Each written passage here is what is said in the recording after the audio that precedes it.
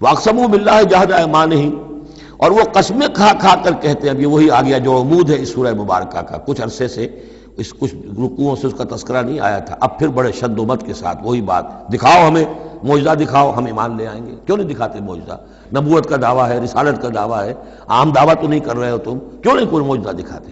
جب خود کہتے ہو کہ موسیٰ نے دکھائے، عیسیٰ نے دکھائے، فلاں نے دکھائے، قوم سمود کو دکھا دیا گیا معجزہ، تو آخر کیا قیامت آ گئی؟ ہمیں کیوں نہیں معجزہ دکھاتے؟ وَأَقْسَمُوا بِاللَّهِ جَهْدَ أَيْمَانِهِمْ، اور اپنے عوام پر اثر ڈالنے کے لیے قسم، خدا کی قسم ہے محمد ہم ایمان لے آئیں گے. آپ دکھائیے تو صحیح ایک دفعہ معجزہ. کیا بگڑتا تھا ان کا قسمیں کھانے میں؟ اقسموا باللہ جہد ایمانہم، وہ اللہ کی قسمیں کھا رہے ہیں اپنی پوری قوت کے ساتھ، شد و مت کے ساتھ. لئن جاءتہم آیۃ لیؤمنن بہا، اگر آیت آ جائے، نشانی آ جائے، معجزہ دکھا دیا جائے، وہ لازماً ایمان لے آئیں گے. قل انما الآیات عند اللہ، کہہ دیجئے نشانیاں تو سب اللہ کے اختیار میں، میرے اختیار میں نہیں. اللہ کا فیصلہ وہ نہیں دکھانا چاہتا. اب اس میں جو اثر پڑ سکتا تھا اہل ایمان پر، اس کا جواب ہے آگے. وما یشعرکم، اے مسلمانوں تمہیں کیا پتا ہے، انہا اذا جاءت لا یؤمنون، جب وہ نشانی آ جائے گی تب بھی یہ نہیں مانیں گے، لیکن ان کی مہلت ختم ہو جائے گی، پھر وہ عذاب فوری طور پر آ جائے گا. ابھی در حقیقت اس میں خیر ہے، اس میں بھلائی ہے، اسی میں ان کے لیے اپنے اوپر سختی جھیل لو، اپنے اوپر جو بھی اس وقت تنگی آ گئی ہے، ضیق ہے، اس کو برداشت کرو، لیکن یہ کہ یہ چیز ان کے قوم کے حق میں، لوگوں کے حق میں مفید نہیں ہوگی. اور اب جو آیت آئی ہے وہ بہت ہی اہم ہے. وَنُقَلِّبُ أَفْئِدَتَهُمْ وَأَبْصَارَهُمْ كَمَا لَمْ يُؤْمِنُوا بِهِ أَوَّلَ مَرَّةٍ، ہم ان کے دلوں کو الٹ دیں گے، ان کی نگاہوں کو الٹ دیں گے، اس لیے کہ وہ ایمان نہیں لائے تھے پہلی مرتبہ. دیکھیے یہ قاعدہ قانون اب اچھی طرح سمجھ لیجئے جو سورہ بقرہ کے شروع ہی میں آ گیا تھا پہلے رکوع میں. انسان کا معاملہ یہ ہے کہ اللہ تعالیٰ نے اسے جو صلاحیتیں دی ہیں، اگر وہ اس کو استعمال کرے گا تو اس صلاحیت میں اضافہ ہوتا ہے. آپ علم جو ہے لوگوں کو سکھائیں گے، آپ کے علم میں اضافہ ہوگا. آپ آنکھ کا استعمال کریں گے، آنکھ کی بصارت برقرار رہے گی.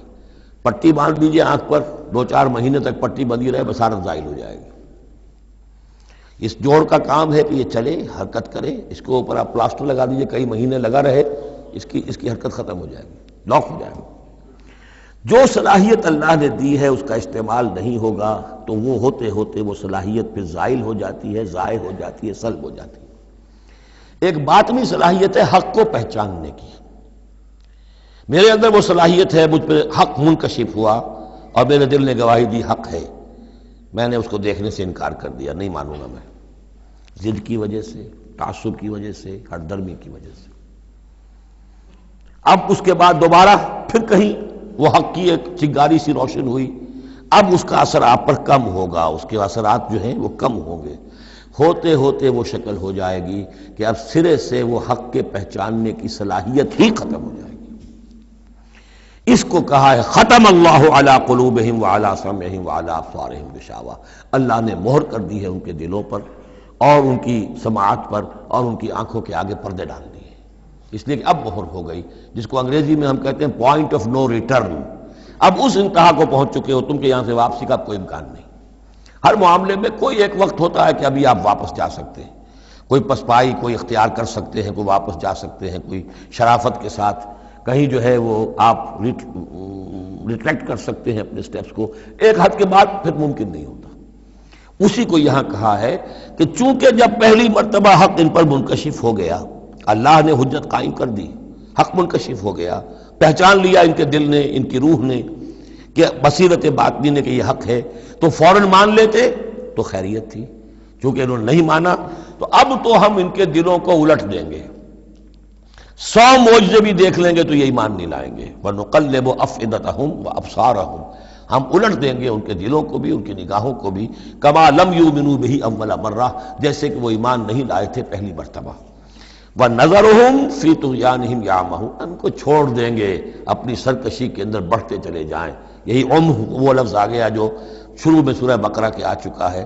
باطنی اندھاپا جو ہے، ایک ہے عین میم یہ آنکھوں کا اندھا ہو جانا، ایک ہے عین میم ہے دل کا اندھا ہو جانا، ہم چھوڑ دیں گے یہ باطنی جو ان کی ذہنی نفسیاتی اور اخلاقی جو ان کی گمراہیاں ہیں اور جو اندھیارے ہیں ان میں بھٹکتے ہوئے چھوڑ دیں گے۔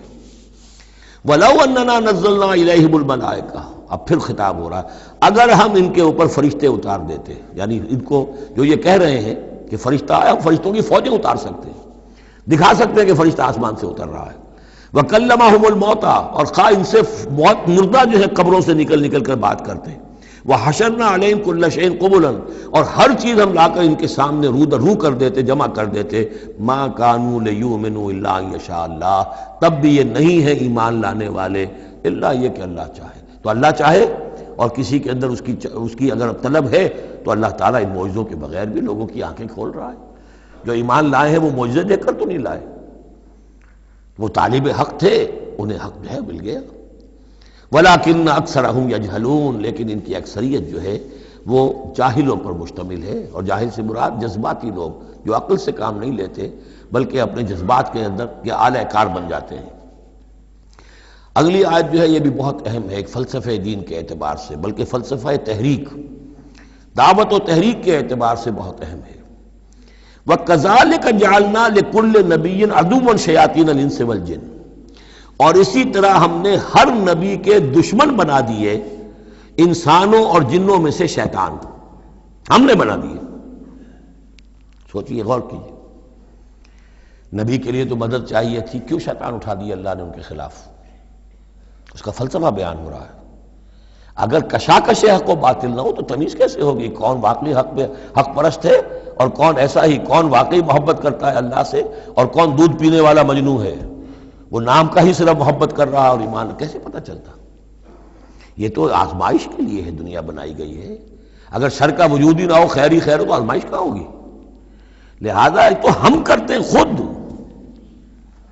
تندی باد مخالف سے نہ گھبرائے عقاب، یہ تو چلتی ہے تجھے اونچا اڑانے کے لیے، یہ تو تمہارے لیے چیلنج ہے، اہل ایمان کے لیے چیلنج ہے۔ ان کے مرتبے اونچے ہوتے ہیں، جو جتنا سفر کر رہا ہے، جو جتنی استقامت دکھا رہا ہے، جو جتنا اثار کر رہا ہے، اتنے ہی تو اس کے رتبے بلند ہوں گے، ورنہ کیسے حفظ مراتب ہوگا؟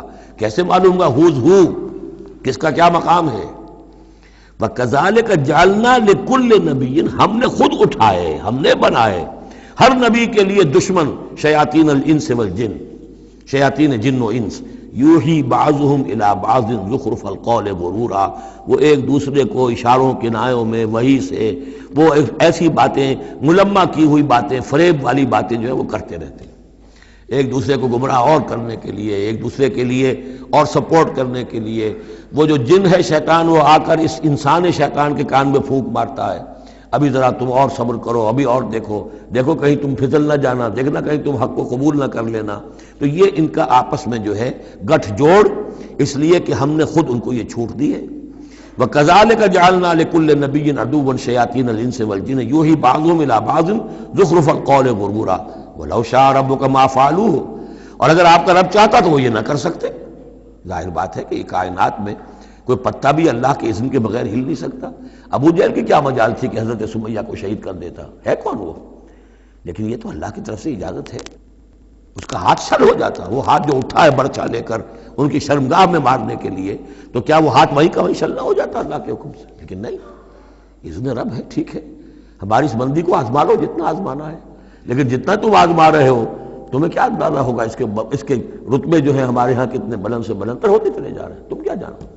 یا لیت قومی یعلمون بما غفر لی ربی وجعلنی من المکرمین، کاش میری قوم کو معلوم ہو جائے، میری بیوی رو رہی ہوگی، میرے بچے رو رہے ہوں گے کہ ہمارا باپ جو ہے وہ شہید کر دیا گیا، کاش وہ جان سکتے کہ مجھے میرے رب نے کیا میرا اعزاز فرمایا ہے، میں یہاں کس عیش و آرام میں ہوں، ان کے رونے کا کیا سوال، وہ خوشیاں مناتے ہیں۔ تو یہ صورتحال ہے۔ وَلَوْ شَاءَ رَبُّكَ مَا فَعَلُوهُ فَذَرْهُمْ وَمَا يَفْتَرُونَ، تو چھوڑیے آپ ان کو، جو یہ افتراء کر رہے ہیں کرنے دیجئے، یہ ہماری سنت ہے، ہمارا طریقہ ہے، ہمارا فلسفہ یہی ہے۔ وَلِتَصْغَىٰ إِلَيْهِ أَفْئِدَةُ الَّذِينَ لَا يُؤْمِنُونَ بِالْآخِرَةِ وَلِيَرْضَوْهُ وَلِيَقْتَرِفُوا مَا هُمْ مُقْتَرِفُونَ، تاکہ مائل ہو جائیں ان کی طرف ان لوگوں کے دل جو آخرت پر ایمان نہیں رکھتے۔ یہاں دیکھیے اصل میں کیا بات ہے کہ جیسے الیکٹروسس ہوتا ہے، پانی کو الیکٹرولسس جب ہوتا ہے، ایک پازیٹیو ایک نیگیٹو، اب وہ جو آئنز ہیں وہ ادھر ادھر ہو جائیں گے، تو اللہ تعالیٰ نے حق و باطل کی کشاکش رکھی ہے. اس کشاکش کا نتیجہ کیا ہے؟ آئونائزیشن ہو جائے گی. حق اور باطل کا جو ہے، حق والے ادھر کو جمع ہو جائیں گے، باطل والے ادھر جمع ہو جائیں گے. اور اس کے لیے جو ہے یہ اس معاشرے کے اندر، انسانی معاشرے کے اندر یہ تقسیم، یہ تمییز، جیسے کہ ہم سورہ آل عمران میں پڑھ چکے ہیں، حتیٰ یمیز الخبیث من الطیب، یہ خبیث اور طیب جو ہیں گڈمڈ ہوئے ہیں. یہ آزمائشیں آتی ہیں، تکلیفیں آتی ہیں، امتحانات آتے ہیں، تو خبیث علیحدہ اور طیب علیحدہ، منافق علیحدہ، صاحب ایمان علیحدہ. تو فرمایا لِتَصْغَىٰ إِلَيْهِ أَفْئِدَةُ الَّذِينَ لَا يُؤْمِنُونَ بِالْآخِرَةِ، تاکہ اس کی طرف ان شیاطین جن و انس کی جو باتیں ہیں پھیلائی ہوئی، ان کی طرف متوجہ ہو جائیں، مائل ہو جائیں ان لوگوں کے دل جو آخرت پر ایمان نہیں رکھتے. وَلِيَرْضَوْهُ، اور تاکہ وہ اس کو پسند بھی کریں، اور پھر وہ جو بھی اپنے برے اعمال کا جو انبار جمع کرنا چاہتے ہیں جمع کر لیں. وَلِيَقْتَرِفُوا مَا هُمْ مُقْتَرِفُونَ أَفَغَيْرَ اللَّهِ أَبْتَغِي حَكَمًا، پھر وہی سوال اسی طرح میں نے کہا تھا، سرچنگ کویسچن، کیا تم چاہتے ہو میں اللہ کے سوا کسی کو حکم بناؤں اپنا؟ اب پس منظر میں وہ ہے کہ اللہ کو مانتے تھے، تم کیا چاہتے ہو؟ جسے تم مانتے ہو میں نے تو اس کو اپنا رب بنایا ہے بس، باقی جو تم نے گھڑ لیے ہیں اس کے لیے کوئی سند ہو تو پیش کر لو. تو میں کسی اور کو ماننے کو تیار نہیں. ایک جگہ آیا ہے قُلْ إِنْ كَانَ لِلرَّحْمَٰنِ وَلَدٌ فَأَنَا أَوَّلُ الْعَابِدِينَ، اگر اللہ کا کوئی بیٹا ہوتا سب سے پہلے میں پوچھتا اس کو. جب میں اللہ کو پوچھتا ہوں، اس کی پرستش کرتا ہوں، تو اللہ کے بیٹا ہوتا تو میں کیوں نہ پوچھتا اس کو؟ نہیں ہے اللہ کا بیٹا. یہ ہے در حقیقت قرآن مجید کا انداز سمجھانے کا، بڑا فطری. اس میں منطق کم اور جذبات سے اپیل ہے، دروں بینی انٹراسپیکشن کی طرف دعوت ہے. اپنے دل میں جھانکو، ذرا غور کرو، اپنے گریبان میں منہ ڈالو، سوچو، غور کرو، تمہیں خود یہ حقیقتیں جو ہے نظر آ جائیں گی. افغیر اللہ ابتغی حکما، تو کیا میں اللہ کے سوا کسی اور کو اپنا منصف اور حکم بنا لوں؟ وَهُوَ الَّذِي أَنزَلَ إِلَيْكُمُ الْكِتَابَ مُفَصَّلًا، جبکہ وہ تو وہ ہے کہ جس نے تمہاری طرف ایک بڑی مفصل کتاب نازل کر دی ہے. کتنی واضح کتاب نازل کر دی ہے. وَالَّذِينَ آتَيْنَاهُمُ الْكِتَابَ يَعْلَمُونَ أَنَّهُ مُنَزَّلٌ مِّن رَّبِّكَ، اور جنہیں ہم نے کتاب دی تھی پہلے وہ جانتے ہیں، دلوں میں جانتے ہیں، زبان سے مانے یا نہ مانے، کہ یہ منزل ہے، یہ نازل کی گئی ہے من ربک، آپ کے رب کی طرف سے ہے نبی، بالحق، حق کے ساتھ. فلا تکونن من الممترین، تو ہرگز نہ ہو جانا شک کرنے والوں میں. وتمت کلمۃ ربک صدقا وعدلا، اور آپ کے رب کی بات تو سچائی اور عدل پر مبنی ہونے کے اعتبار سے درجہ تمام و کمال کو پہنچ چکی ہے. تمت کلمۃ ربک، تیرے رب کی بات پوری ہو چکی، مکمل ہو چکی. الیوم اکملت لکم دینکم واتممت علیکم نعمتی وتمت کلمۃ ربک صدقا وعدلا، اس کی ہر بات صداقت پر اور ہر بات اس کی عدل پر مبنی ہے، اور اس اعتبار سے وہ نقطہ کمال کو پہنچ چکی ہے. لا مبدل لکلماتہ، اس کی باتوں کا کوئی بدلنے والا نہیں. وہو السمیع العلیم، وہ سب کچھ سننے والا اور جاننے والا ہے. وَإِن تُطِعْ أَكْثَرَ مَنْ فِي الْأَرْضِ يُضِلُّوكَ عَنْ سَبِيلِ اللَّهِ، اور اگر تم پیروی کرو گے زمین میں بسنے والوں کی اکثریت کی، تو وہ تو تمہیں اللہ کے راستے سے لازماً گمراہ کر دے گی. یہ بڑی اہم آیت ہے قرآن مجید کی جدید جمہوری نظام کی نفی کے لیے. جمہوریت ایک طرز حکومت ہے کہ جس میں بندوں کو گنا کرتے ہیں، تولا نہیں کرتے. قرآن کہہ رہا ہے زمین کی اکثریت جو ہے، اگر تو فیصلہ کن یہی بات ہے اکثریت کدھر اقلیت کدھر، تو اکثریت تو دنیا میں ہمیشہ باطل پرستوں کی رہی ہے. دور صحابہ میں صحابہ کتنے تھے؟ پوری دنیا کی آبادی کے حساب سے گنتی کیجئے، لاکھ میں ایک نہیں بنے گا. اس حوالے سے غور کریں. ان تُطِعْ أَكْثَرَ مَنْ فِي الْأَرْضِ يُضِلُّوكَ عَنْ سَبِيلِ اللَّهِ، اصل بات کیا ہے؟ ہاں ایک جگہ اکثریت آ سکتی ہے، موٹی موٹی باتیں جو دین کی ہیں وہ تو اس بنیاد پر مانی جائیں گی کہ اللہ اور اس کے رسول نے یہ فرمایا ہے. یہ لینڈ مارکس ہیں. اس کے اندر اندر مباحات کے درمیان فیصلہ اکثریت کی بنیاد پر کر لیا جائے. شراب حرام ہے وہ تو سرو نہیں کی جا سکتی. آپ کے ہاں کوئی دعوت ہونی ہے، کوئی تقریب ہے، اب اس میں سوچ رہے ہیں کہ کیا سرو کیا جائے. بھائی شراب تو حرام ہے، اللہ اور اس کے رسول کا حکم ہے، وہ تو سرو نہیں ہو سکتی. اب یہ کہ شربت جو ہے روح افزا سرو کیا جائے یا 7 اپ یا اسپرائٹ سرو کیا جائے، یہ مباحات میں سے یا اکثریت کا فیصلہ کر لیجئے، کوئی بات نہیں، جو اکثریت کی رائے ہو. لیکن ایبسولوٹ اتھارٹی اکثریت کے پاس، ساورنٹی اکثریت کے پاس، انا للہ و انا الیہ راجعون وَإِن تُطِعْ أَكْثَرَ مَن فِي الْأَرْضِ يُضِلُّوكَ عَن سَبِيلِ اللَّهِ، ساورنٹی اللہ کے پاس رہے گی، اس کا حکم اپنی جگہ پر، باقی مباحات کے دائرے میں آپ اکثریت کی رائے پر بھی چل سکتے ہیں۔ إِن يَتَّبِعُونَ إِلَّا الظَّنَّ، یہ نہیں پیروی کر رہے مگر صرف ظن و تخمین کی، اٹکل پچوں کی، وَإِنْهُمْ إِلَّا يَخْرُصُونَ، اور یہ نہیں کچھ کر رہے سوائے اس کے کہ کچھ اندازے انہوں نے مقرر کیے ہیں۔